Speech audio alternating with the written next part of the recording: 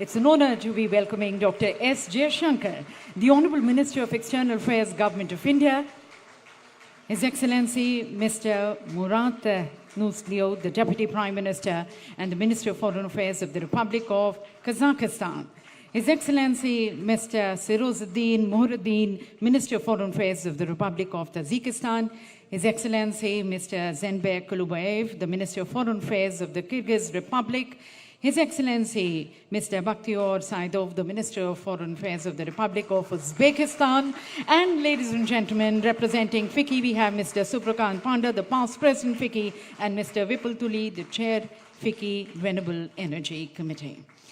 And ladies and gentlemen, as we commemorate this historic moment of regional partnership and dialogue, let's capture this in our cameras. We have the group photograph. May I request the honorable ministers and the dignitaries on the dais to please come together for a group photograph.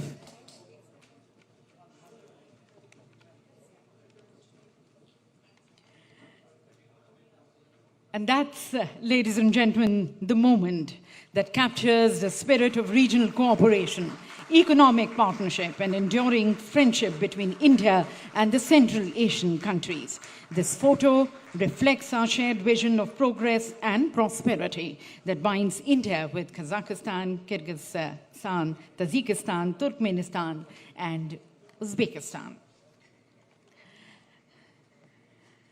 Excellencies, our honorable ministers, and other dignitaries on the dais and off the dais, and all our very esteemed guests, special invitees, welcome to all of you to the India-Central Asia Business Council meeting on behalf of the Ministry of External Affairs, Government of India, and on behalf of FICCI. And ladies and gentlemen, as we come together towards strengthening and further advancing our economic cooperation and regional friendship, that comes with a stronger commitment of sustainable development and shaping a more greener planet. So at the very outset, as we express our gratitude and appreciation to our leaders for joining us and for guiding us today, we welcome them by presenting them the Green Certificate. And as FICCI, ladies and gentlemen, is the nodal agency coordinating and further driving the agenda of the Council, may I request Mr. Subrakant Panda, the past President of FICCI, to please present the Green Certificates. First, welcoming Dr. S. Jaishankar, the Honorable Minister of External Affairs, Government of India. Ladies and gentlemen, today is also the World Environment Day. Committing ourselves to sustainable development, welcome to His Excellency Mr. Murat Nurtliyev, the Deputy Prime Minister and the Minister of Foreign Affairs of the Republic of Kazakhstan. A green welcome to His Excellency Mr. Sirozuddin Muhriddin, the Minister of Foreign Affairs of the Republic of Tajikistan.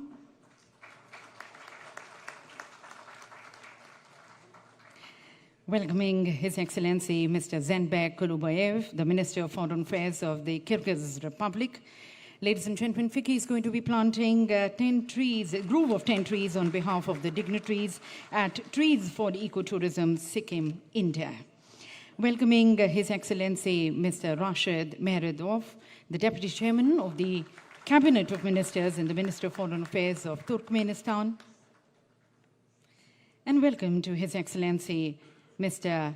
Bakhtiyor Saidov, the Minister of Foreign Affairs of the Republic of Uzbekistan.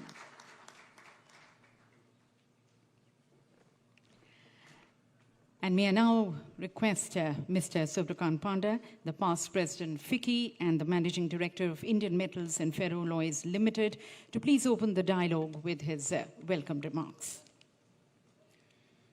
Dr. S. Jaishankar, Honorable Minister of External Affairs of India, His Excellency Mr. Murat Nurtliyev, Deputy Prime Minister and Minister of Foreign Affairs, Republic of Kazakhstan, His Excellency Mr. Zenbek Kulubayev, Minister of Foreign Affairs of the Kyrgyz Republic, His Excellency Mr. Sirozuddin Muhriddin, Minister of Foreign Affairs of the Republic of Tajikistan, His Excellency Mr. Rashid Meredov, Deputy Chairman of the Cabinet of Ministers and Minister of Foreign Affairs of Turkmenistan, His Excellency Mr. Bakhtiyor Saidov, Foreign Minister of the Republic of Uzbekistan, senior government officials, diplomats, business leaders, ladies and gentlemen. At the outset, I would like to extend a warm welcome on behalf of FICCI to everyone present here today for the India-Central Asia Business Forum. The presence of the esteemed ministers underscores the importance of this multifaceted relationship between India and Central Asia, which spans business, trade, and commerce. And this forum looks to strengthen the historical ties through dialogue and collaboration. As you would all know, that ties between India and Central Asia is rooted in history, going back several millennia to the Indus Valley civilization. And while diplomatic relationship was established more than 3 decades ago and looks to build on the rich legacy to create tangible economic outcomes. In this context, the India-Central Asia Business Forum serves as a platform to strengthen existing areas of cooperation and, of course, explore new avenues. This is a forum for strategic engagement.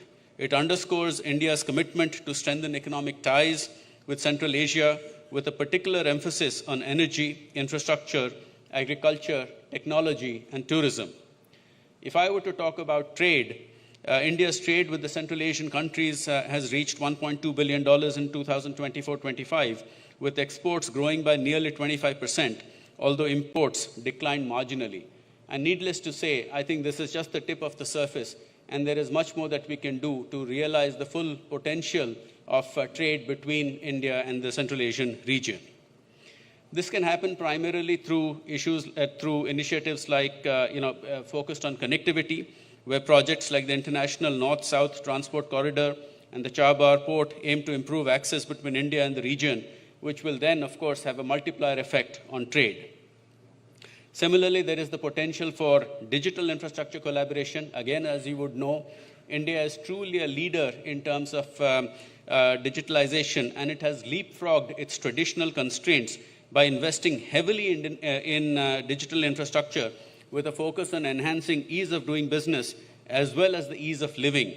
And this has offered to provide its unified payments interface or UPI platform to Central Asian nations. Again, as I was mentioning, UPI is probably the shining star of what India has been able to achieve with its digitalization initiatives, and it today accounts for more number of transactions on a daily basis than perhaps Europe, China, etc. combined. If I were to talk about sector-specific cooperation, proposals include the creation of an India-Central Asia Rare Earths Forum to foster partnerships in this critical domain, which is on top of everybody's mind.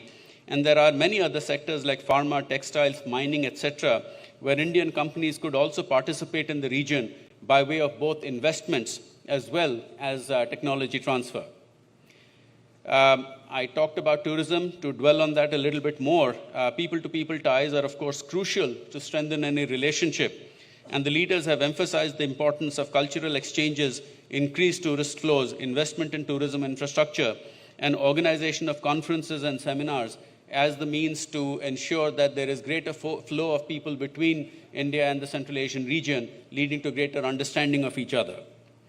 There is, of course, institutional support for this relationship. It's not just the India-Central Asia Business Council and the India-Central Asia Business Forum, which are vital platforms in itself for networking, collaboration, and business opportunities, but together they also complement the India-Central Asia Dialogue and Summit, which is organized by the Ministry of External Affairs in India to support this relationship.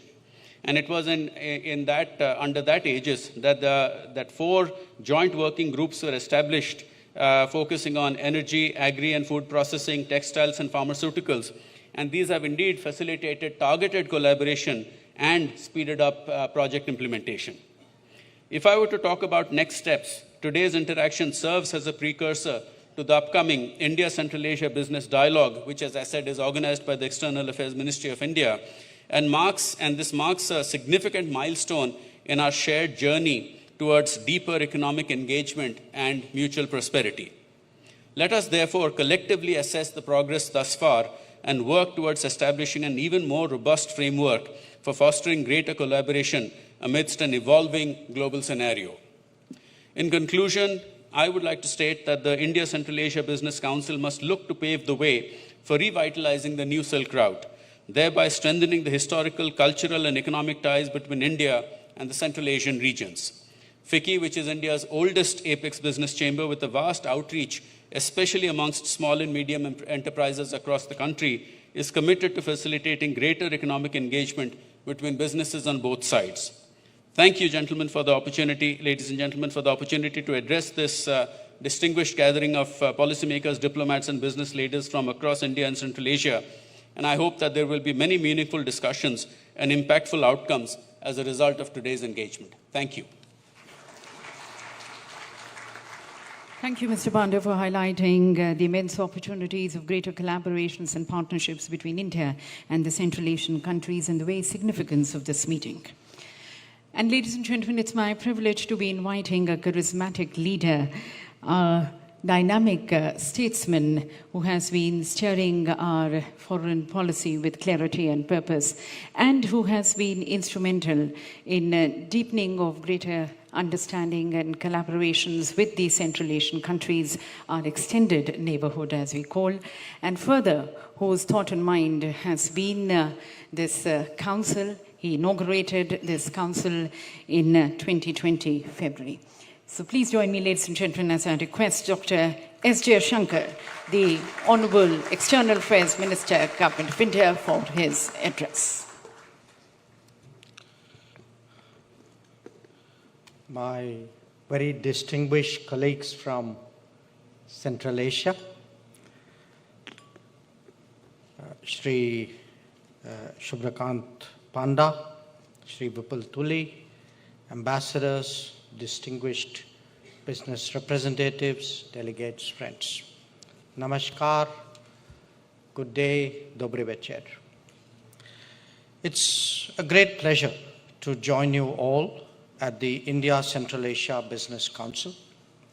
I thank Vicky, the organizers, for their excellent arrangements. Friends, the presence of Indian and Central Asian business participants in such significant numbers today is a sure indicator of mutual interest in forging stronger B2B ties between India and Central Asian nations. It is also a statement of the importance that business communities in all our countries attach to this business council. Today's meeting seeks to discuss and explore new opportunities and complementarities between our respective economies. Now, India's trade and economic ties with Central Asia over the last decade have actually shown a very strong positive trend. Mutual trade was less than $500 million a decade ago in 2014. And I must tell you, Mr. Panda, our numbers are a little higher than yours. So what we have collectively is actually a trade volume which is almost touching $2 billion. However, this figure does not reflect the full potential. The need to address this is today even more urgent because of the uncertainties of the international economy. And this requires governments and business to work together in tandem, which is why all of us are here in this room. Now, with that broad context, let me highlight three objectives before us. One is to deepen the existing cooperation, both in terms of volume and in terms of quality. There's already, I think, a recognition in each other's countries, in each other's economies, of the players and of the products. But we must build further on that foundation. And a very good example here is actually of the pharmaceutical sector. Two, we need to diversify our trade baskets so that all of us have more options, we have more competition, and in a way we are looking for new opportunities. And I would like our friends from Central Asian economies to appreciate that an economy today which is bigger, which is in excess of $4 trillion, which is growing at 6 to 8% annually. It will create new demands for products, for services, and even I would say in a way new demands out of more prosperous lifestyles. So there are many things we could be doing, we should be doing, which perhaps we have not looked at in the past. So this looking beyond the currently traded goods and services is essential really to envisage and realize new opportunities. And the third is that we need to introduce greater sustainability and more predictability in our economic interactions.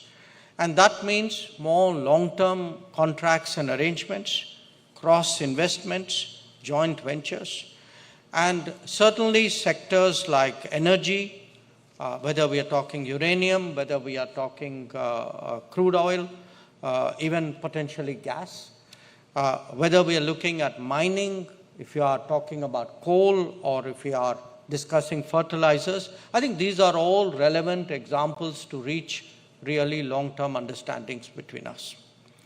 So how do we do this? And I have 5 solutions here really to suggest. One, we look at the digital economy and innovation. I think Mr. Panda also dwelt on it. We are meeting at a time when e-commerce platforms, blockchains, cross-border digital payments are transforming the way the world interacts, trades, and affects payments. And India would be very happy to partner on about platforms like the UPI, like Aadhaar, like DigiLocker with our Central Asian partners. And certainly greater use of digital technologies and AI applications will help us unlock the full potential of our trade and economic ties. And I would also add that it will be a great help to our tourists, to our students, to our medical travelers, and I think, colleagues, this is something that we have discussed this afternoon. The second solution lies in the field of financial services. And here I would say closer engagements between our banks and financial sector will definitely strengthen our economic interaction. Some beginnings have been made in terms of opening of special rupee Vastro accounts in Indian banks by Central Asian banks. There's also been some discussion about use of UPI, Unified Payment Interface. I would certainly support that very strongly, as also the steps we could take to facilitate mutual settlement of trade in our national currencies. The third, which I referred to earlier, is healthcare and pharma. Today, India supplies about 60% of generic medicines globally. And pharmaceuticals certainly is one of our most important exports to Central Asia. But what we need to do is really to strengthen cooperation, especially between our drug regulators. And we could also look at covering medical services, including hospitals, clinics, and diagnostic centers, as also the supply of medical equipment and medical devices. The fourth issue, of course, is something we have debated for some years now. How do we improve our connectivity? Because that has been a big obstacle. And I hear talk about both land and air connectivity. So what this means is more resources and effort in the INSTC, the International North-South Transport Corridor.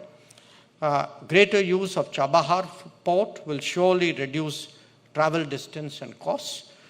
We are discussing this in a joint working group on Chabahar under the India Central Asia platform. But I would really urge FICCI to discuss with its members and discuss with the other chambers, the Central Asian chambers, whether, how do we better address logistical challenges and present, if possible, recommendations to us in the next few months. And I should also add that we need to expand our air services and we need to create a competitive environment for goods transportation. And fifth, we need to streamline transit procedures.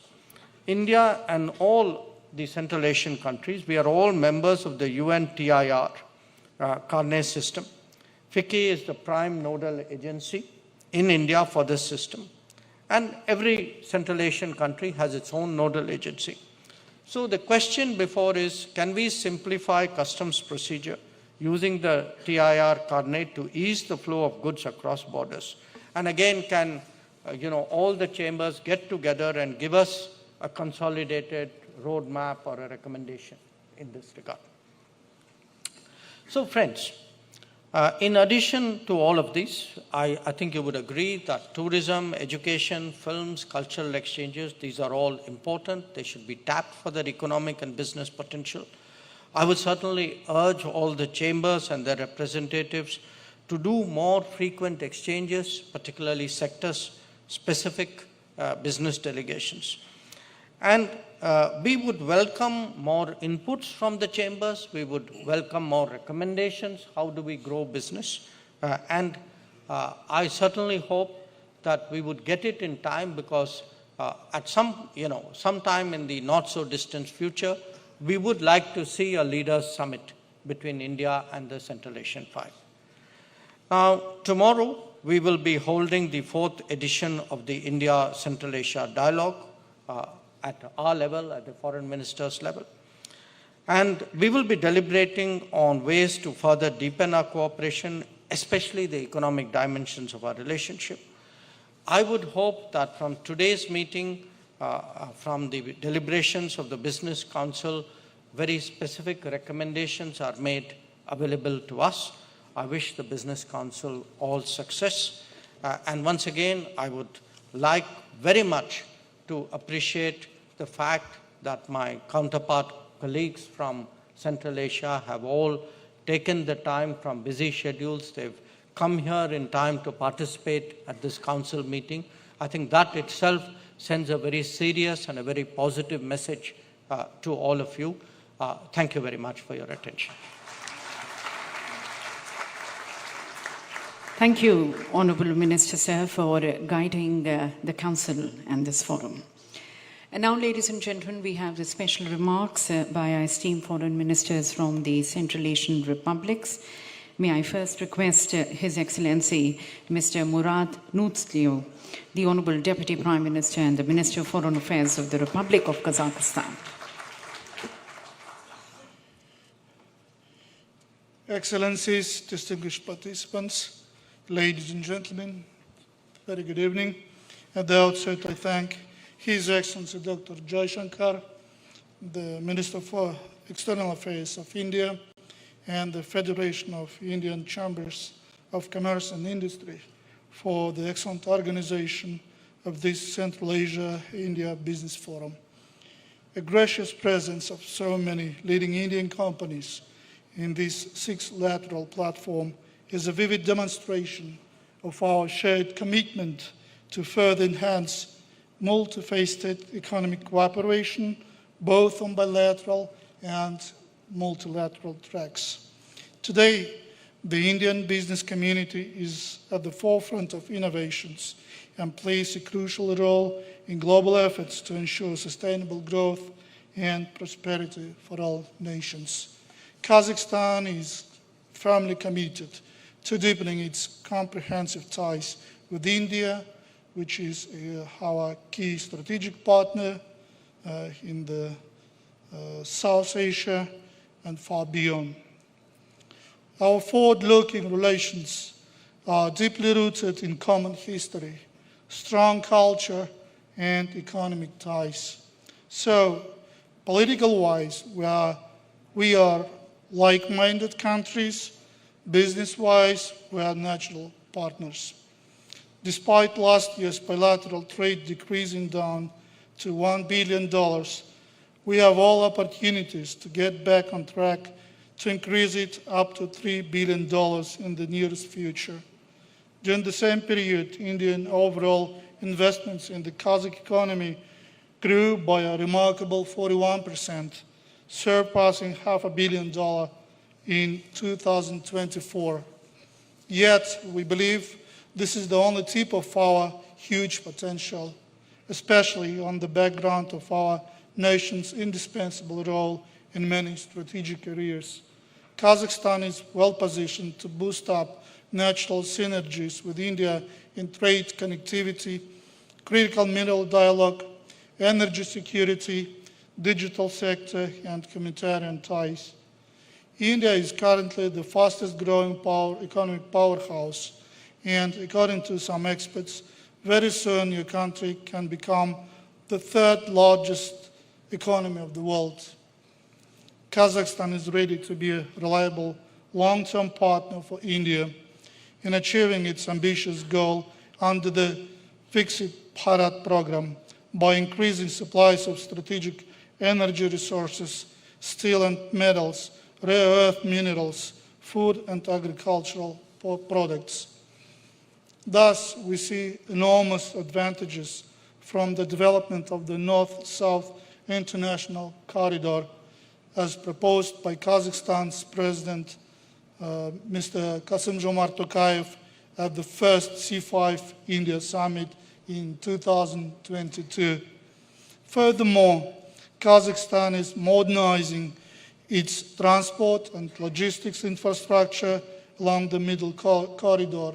So far, the government of Kazakhstan has invested more than $35 billion into the development of our infrastructure, connecting east and west and north and south. There is room for developing multimodal transport links, fiber optic cables, and regional power grids. Ladies and gentlemen, inspired by India's impressive path, my country is emerging as a leading tech and IT hub in Eurasia. Kazakhstan is recognized as a top 25 country by the United Nations in adopting digital technologies. We could jointly work on research and development, startup ventures, sharing of the best practices and know-how. Kazakhstan, with its strong agricultural foundation, and India, with its technological capital, have a unique opportunity to seize the momentum for sustainable development and address food security challenges of the contemporary world. Another promising area for collaboration is tourism and people-to-people ties. In 2024, the flow of Indian tourists to Kazakhstan increased twofold and overpassed 150,000. This growth can be attributed to the introduction of a 14-day visa-free regime for Indian citizens, as well as the strengthening of direct flight connections between our capitals and major cities. We are ready to support the establishment of a chain of Indian hotels and restaurants in Astana, Almaty, Shymkent, and many other cities. To that end, our government is committed to offer its world-class investment environment to all our partners.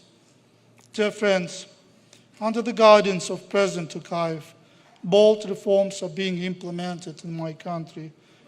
Our aim is to diversify the economy, streamline regulation, and promote innovations. We offer competitive tax regimes, investor protection, and dedicated support system for foreign businesses. Since May 2025, my country introduced a new golden visa for foreign nationals who invest at least $300,000 in our economy.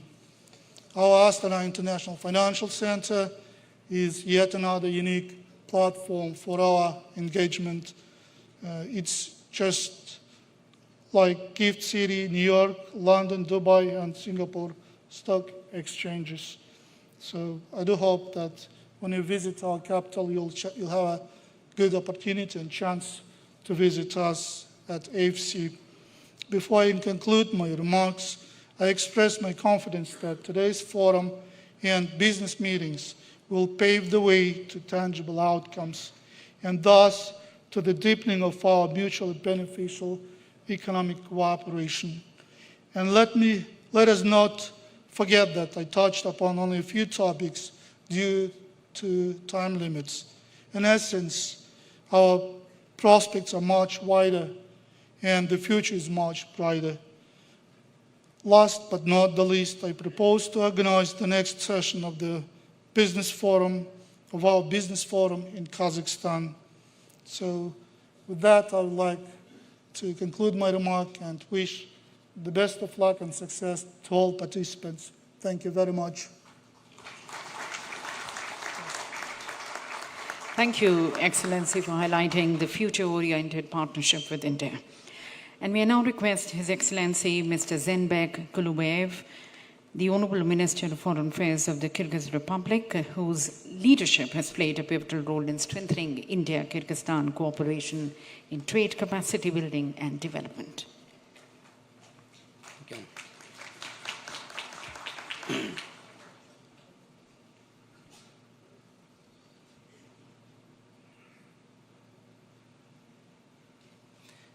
Good evening. Dear Mr. Chairman, dear representatives of Chambers of Commerce and Industry, dear Indian businessmen and partners, ladies and gentlemen. First of all, let me express my gratitude to my dear friend, Dr. Jaishankar, for the warm welcome and the kind words of greetings addressed to us. It is a great honor for me to be part of this dialogue, which unites not only the states, but also the business of our countries. I am also pleased to welcome my dear brothers and colleagues from the Central Asian countries. It is gratifying to note that we regularly meet at our regional venues and jointly resolve all issues for the benefit of the development of our region. The Central Asian countries maintain a dialogue at the high and highness levels and develop mutually acceptable mechanisms for cooperation on current issues. Disputable and problematic issues are resolved through negotiations, which are clearly demonstrated in the resolution of issues or delimitation and demarcation of borders in Central Asia. The Kyrgyz Republic adheres to the policy that each country in the region, without joint efforts and the interaction, to strengthen transport and logistic potential, expand trade and economic ties, and the relationship between ordinary citizens, as well as without joint efforts aimed at maintaining stability and security in the region, cannot independently achieve economic prosperity. Clearly understanding these circumstances, the Central Asian countries are promoting a common policy of development and prosperity for the region by creating joint regional projects. And systematic work is being carried out to maintain stability and security in the region. I would like to highlight some large-scale regional projects, the implementation of which will provide our region with great prospects and opportunities. To develop international transport corridors and the interchanges, Central Asian countries are working on projects such as transport interchanges with access to the ports of the Caspian Sea and Bandar Abbas. These projects are important not only for the region trade, they will become an important component of the multimodal transport corridors. In the energy of information, IT spheres working underway to implement the regional projects CASA 1000, Kambarata HPP1, and the digital CASA. The work carried out by the Central Asian countries in recent years has yielded tangible results. So in the period from 2022 to 2024, the economy of our countries grew annually 4.7%. Agency Standard & Poor's global ratings. Today, our country is one of the threefold of large-scale economic transformation. The President of the Kyrgyz Republic and the Cabinet of Ministers have outlined clear priorities in the area of modernization of the agro-industrial complex, development of infrastructure, diversification of the export, and increase of investment attractiveness. The Kyrgyz Republic pays special attention to the development of the innovation environment in the country. The following large-scale work is being carried out to develop these sectors. reducing barriers for small and medium business working in the innovation sector. For these proposals, an IT park was launched where tax incentives are provided for innovative companies. Public-private partnership. As part of the cooperation, we have begun to develop programs in the field of agrotechnology, renewable energy, and the digitalization of public services. For example, the use of blockchain technologies in land management in Kyrgyzstan allows for the increased transparency and efficiency of process. We are practically interested in the development of digital payment systems and electronic money as they open new opportunities to enhancing financial inclusion. This is practically important, especially considering the significant number of Indian students studying at higher education institutions of the Kyrgyz Republic, as well as the steady interest of Kyrgyz citizens in medical services in India. Dear participants, moving off the prospect of cooperation, I would like to draw attention to some areas that, in my opinion, should be of interest to Indian businessmen. First, trade and export products. The Kyrgyz Republic has a wide range of environmentally friendly products, primarily in the field of agriculture and processing. We are interested in expanding cooperation in such areas as textile and leather production, as well as the export of organic products to the markets of the two countries. We welcome the participation of Indian entrepreneurs in the development of logistic roads, certification mechanisms, and the marketing platforms that will help Kyrgyz producers enter the Indian market with competitive products. Second, investment in green energy and sustainable development. Kyrgyzstan has significant potential in the field of hydropower and solar energy. About 90% of the electricity is produced by hydroelectric power plants. We strive for sustainable development and are interested in attracting green investment in the modernization of existing capacities, the construction of new hydroelectric power plants, and the renewable energy projects, as well as in the development of energy storage system. Third, partnership in the mining industry. Kyrgyzstan has a rich mineral resources base including gold, rare earth metals, and the strategically important resources. We look forward to partnering with Indian companies in developing these resources in a manner that meets the highest standards of environmental and the social responsibility. Fourth, medicine and pharmaceuticals. Today, more than 17,000 students study in medical higher education universities in Kyrgyzstan. We would like to develop not only the field of education, but also projects aimed at improving the healthcare and the pharmaceutical sectors. Dear participants, the history and the culture of the Central Asian and South Asian countries have common deep historical roots. A special place in the system of relations between the region of undoubtedly occupied by the cooperation of the Central Asian countries with India. We are connected not only by the history of Great Silk Road, but also by common interests in the development of trade, technology, and security. I would like to emphasize that the Central Asian countries have built a strategic partnership with India, which demonstrated the interests of our countries in cooperation in all areas of interaction. The Central Asian India Dialogue Platform, created in 2019, once again confirms the commitment and the readiness of the countries to develop and strengthen cooperation on a regional scale.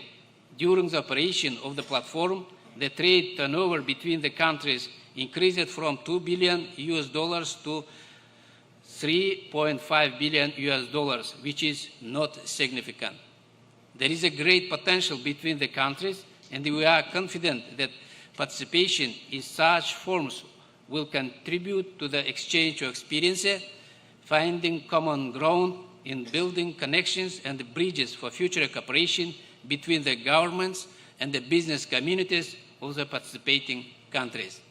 Tomorrow, level of ministers will be an opportunity to discuss in detail the prospects of cooperation between the countries.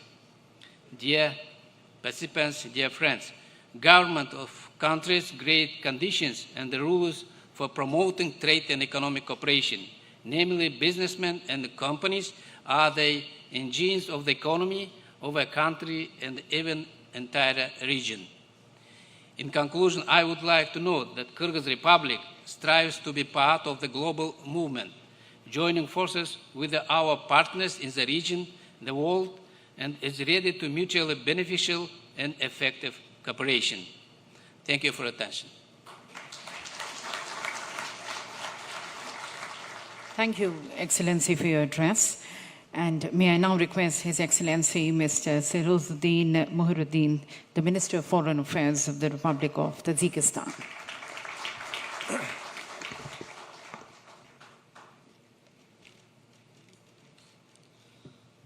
Excellencies, distinguished colleagues, ladies and gentlemen, it is a great pleasure to extend my sincere appreciation to my esteemed colleague, Dr. Jaishankar, and to Mr. Sankar, Vice President of the Federation of Indian Chambers of Commerce and Industry, for creating an excellent environment for the success of today's gathering. We firmly believe that this event will support our joint efforts to strengthen mutually beneficial cooperation and to advance the goals and objectives set by the leaders of our countries during the first India-Central Asia Summit. At the moment, around 80 joint ventures with Indian participation are registered in Tajikistan and are actively engaged in energy, pharmaceutical, and healthcare sectors. To further support this growing collaboration, we organized the International Forum, India-Tajikistan Pharma Business Meet, held in July 2024 in Dushanbe. The event brought together a large number of companies from both countries and served as an effective platform for deepening business engagement and exploring new opportunities in the pharmaceutical and healthcare sectors. I would like also to highlight our mutually beneficial cooperation in the field of education. Today, over 2,500 Indian students are enrolled in medical universities across Tajikistan, contributing to stronger people-to-people ties and fostering long-term collaboration in healthcare and academia. We also have good examples of collaboration in hospitality and service sectors. Indian company CHL Limited has constructed and continues to operate a 5-star hotel in Dushanbe, marking one of the first major private investments by India in Tajikistan. At the same time, I would like to emphasize that there are many other areas where new opportunities for Indian companies exist and are warmly welcome. I invite you to explore emerging prospects in the industrial sector. In 2018, the government of Tajikistan declared rapid industrialization as its fourth strategic goal and introduced special plans and incentives to support this objective. India has extensive experience and proven potential in industrialization, having previously pursued similar strategic goals. Therefore, exchanging views and best practices on industrial development, as well as establishing joint industrial ventures and companies, would be highly beneficial for both our countries. To support this objective, the government of Tajikistan has conducted a comprehensive geological survey across the country, leading to the discovery of numerous new deposits of non-ferrous and ferrous metals, rare and precious metals, precious and decorative stones, construction materials, chemicals, and other minerals. Processing of local cotton, leather, wool, and cocoons, alongside the efficient use of existing capacities, job creation, and strengthening the production of export-oriented goods are actively incentivized in Tajikistan. Currently, there are 18 spinning mills in Tajikistan with a combined capacity exceeding 80,000 tons of cotton fiber processing annually. Taking this opportunity, I am pleased to inform you that from July 8 to 10, 2025, the government of Tajikistan will host the International Textile Forum, Threads of Cooperation. Tajikistan connects the textile world. The forum will focus on the development of the textile and apparel industry, providing a valuable platform for connecting businesses and showcasing Tajikistan's potential as a promising center for textile manufacturing and innovation. The forthcoming International Textile Forum will provide an excellent platform for participants to engage in meaningful dialogue and explore new perspectives and opportunities for cooperation, not only with partners from Tajikistan, but also from across Central Asia. Therefore, I warmly invite all distinguished participants to actively attend the International Textile Forum taking place from July 8 to 10 this year in Dushanbe. I thank you all for your attention. Thank you, Excellency, for highlighting various areas where India and Tajikistan can further explore and work together. Now inviting His Excellency Mr. Rashid Meheradvof, the Deputy Chairman of the Cabinet of Ministers and the Minister of Foreign Affairs of Turkmenistan.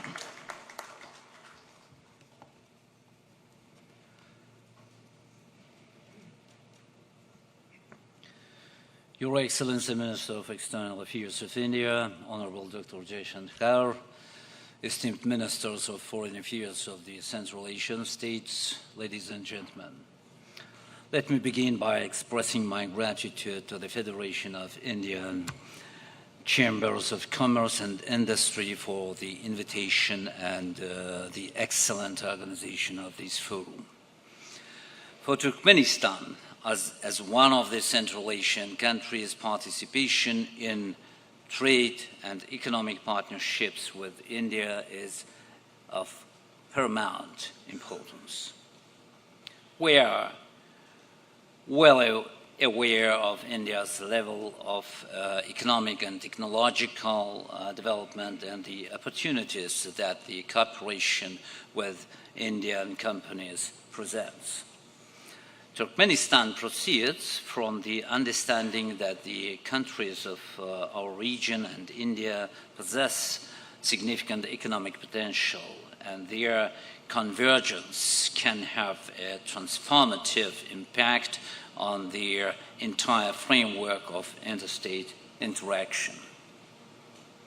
In the long term, this partnership can become one of the main pillars of cooperation between Central and South Asia, opening the way to long-term integration processes in such sectors as the trade, transport, energy, industry, and many others. Accordingly, in planning its foreign economic cooperation strategy, Turkmenistan regards the Republic of India as a mere and promising partner, an essential participant in shaping a new, more modern and effective geo-economic architecture on the Asian continent. In this context, we consider it necessary to define concrete plans for investment cooperation. We advocate for the more active involvement of Indian investors in the construction of energy, transport and logistics infrastructure in Central Asia. The flagship project in this regard is the Tapi gas pipeline, which we view as a first step and prototype of future comprehensive and systemic cooperation in this sector, with the potential involvement of other countries in our region. We also see investment opportunities in joint transport and logistics projects, which fully align with current initiatives to establish south-north transit corridors. We are convinced of the benefits of Indian partners participating in these efforts. In this context, there are promising prospects for creating connecting routes between the Caspian Sea and Indian seaports.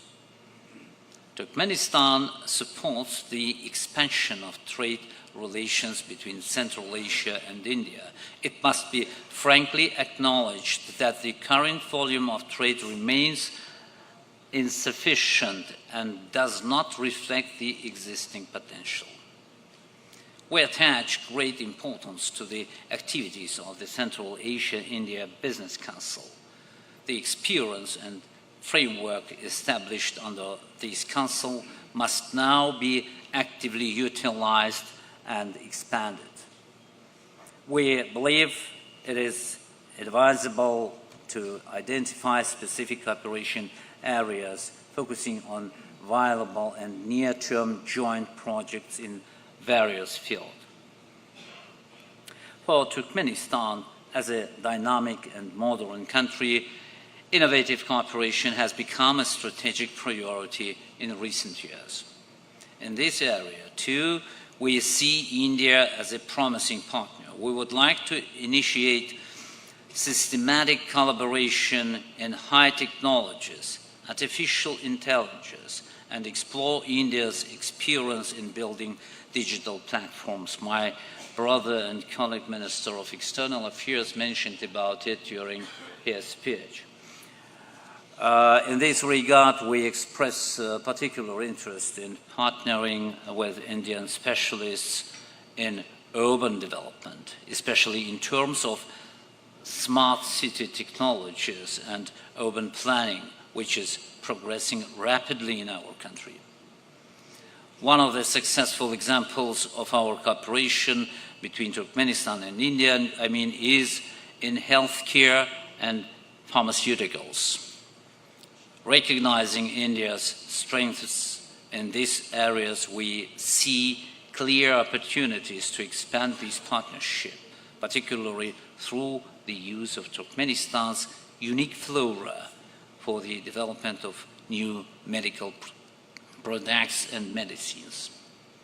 Dear participants, Turkmenistan pursues an open-door economic policy and is ready to provide the most favorable conditions for Indian companies to operate.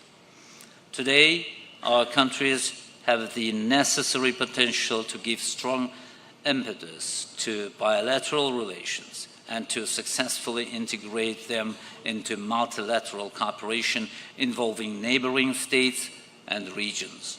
I hope that this meeting will become a valuable contribution for the growth and advancement of our economic cooperation and will serve as a foundation for bold, breakthrough joint initiatives and solutions. I thank you for your attention. Thank you very much, Excellency. And now requesting His Excellency Mr. Bakhtiyor Saidov, the Minister of Foreign Affairs of the Republic of Uzbekistan.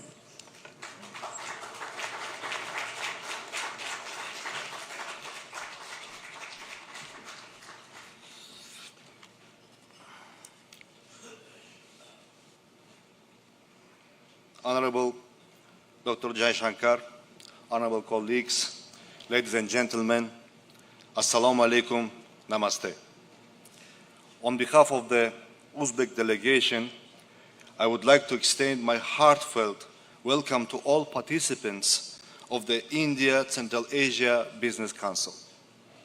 I'm sincerely delighted to be once again in dynamic New Delhi, the capital of the incredible India.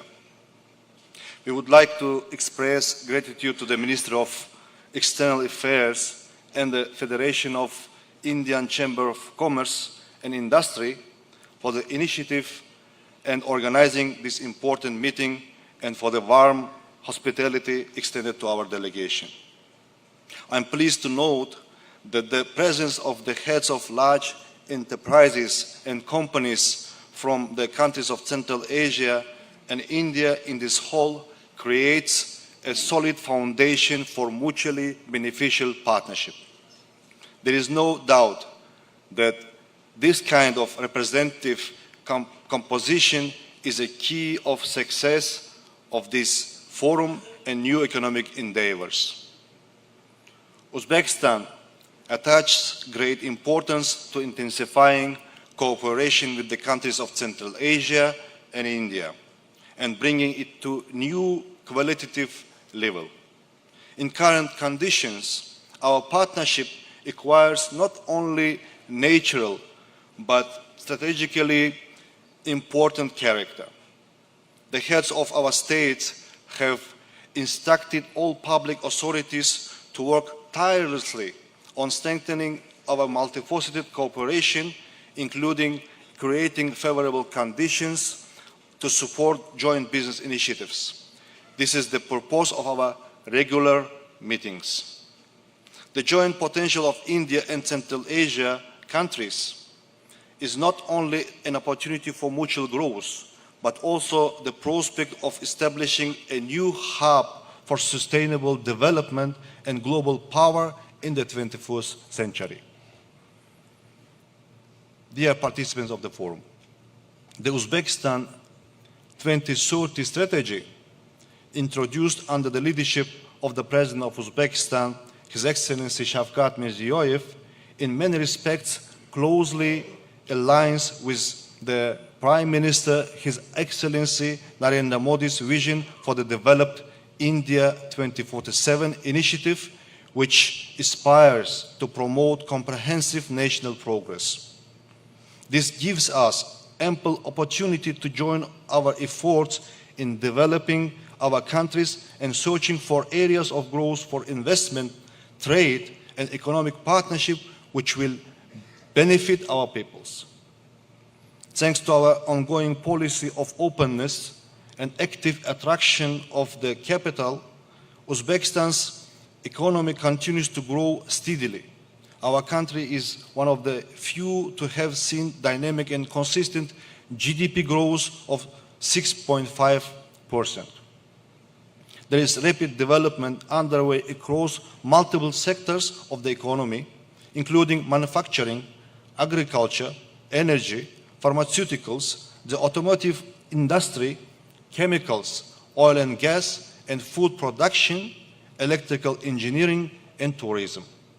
Uzbekistan continues to provide active support to investors at state level. In 2024, just for example, the volume of foreign investment increased by a factor of 1.6 and totaled over 32 billion USD. According to our estimates, this figure will exceed 42 billion USD this year. We are convinced that the recently enacted bilateral investment agreement between Uzbekistan and India will further accelerate progress in this area. There is ample scope of augment the volume of bilateral trade and diversify the structure of trade turnover. We are ready to increase exports of agricultural products, textiles, electrical goods, construction materials, chemicals, and mineral fertilizers to India, as well as from India to Uzbekistan. The implementation of joint investment projects in these areas is promising. The intensification of cooperation in IT technologies, telecommunications, pharmaceuticals, medicine, and urban development should be considered as growth areas. A critically important factor for the further growth of our partnership is our joint efforts to enhance connectivity and establish trade routes. The launch of new transport corridors will significantly improve the efficiency of not only bilateral, but also regional supply chains. A vivid example of practical efforts in this direction was the launch of container transportation along a new multimodal route connecting India and Uzbekistan in August last year. From the Indian ports of Mundra, Nhava and Chennai, cargo is delivered to Uzbekistan via the Iranian port of Bandar Abbas within 15-20 days. There is great potential to further reduce delivery time. Uzbekistan is ready to actively work in this direction. The Trans-Afghan corridor with access to the Indian Ocean represents great potential for us. It will become the shortest transport route between Central and South Asia. The further development and integration of this route with other corridors appears promising, as it will ensure uninterrupted interregional transport connectivity and boost the dynamics of trade and economic exchange. Dear colleagues, taking this opportunity, I would like to invite the companies and entrepreneurs from India to Uzbekistan to actively and closely establish long-term cooperation with the Uzbek side and Central Asia. Our delegation has also prepared a number of promising investment projects for implementation with business communities from both sides. Of course, this collaboration and cooperation should be win-win and mutually beneficial cooperation for both sides. In our turn, we look forward to receiving new and large-scale business initiatives from your side in return. I hope to see you all, dear friends and participants of this forum, at the 4th Tashkent International Investment Forum, which has become a key platform for discussing issues of regional and international trade and economic cooperation, which will be held just in coming days in Uzbekistan, in the capital city of Tashkent. Let me express strong confidence that this major regional event will also serve as a gateway to new opportunities for the further development of mutually beneficial partnership. The hospitable Uzbekistan also looks forward to welcoming you. Thank you for your attention. Thank you, Excellency, for your address. In fact, thank you, Excellency, for your address. In fact, thanking all our honorable ministers for their guidance and further reinforcing their long-term commitment for a connected, stable, and a more prosperous Indo-Central Asian region. Thank you.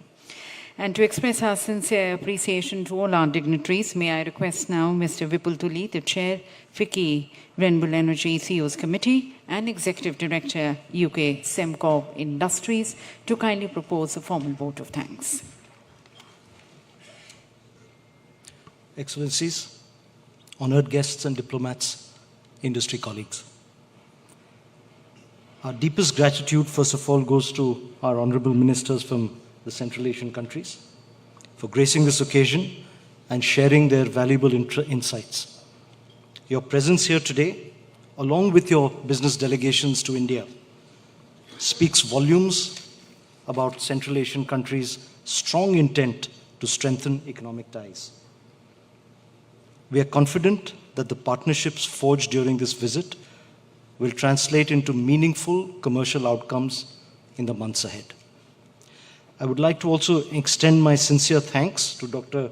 S. Jaishankarji, Honorable Minister of External Affairs for India, for his insightful address, which has provided an inspiring roadmap for advancing India-Central Asia economic cooperation.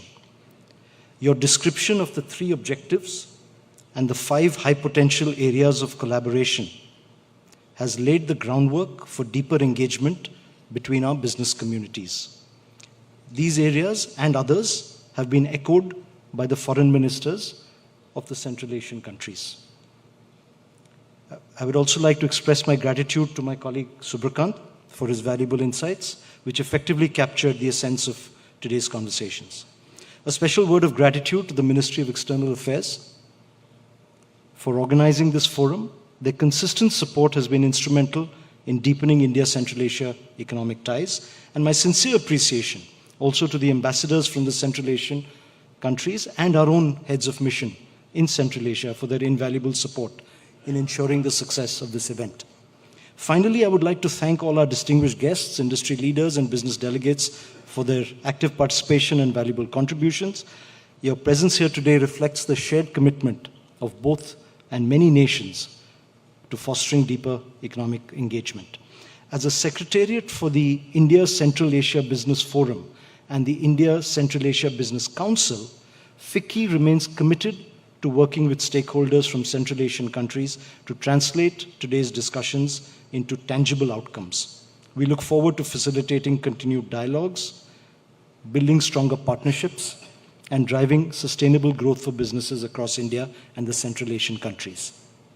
On a personal note, may I add, as chair of FICCI's Renewable Energy CEOs Committee, that there are meaningful opportunities that exist for collaboration between your countries and India in the field of renewable energy.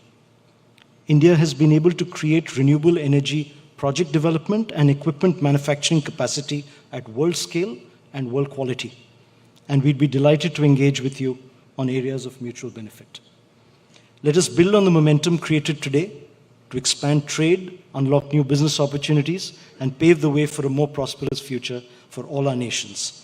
I wish the governments all the best for the India-Central Asia Business Dialogue tomorrow as well. Thank you very much.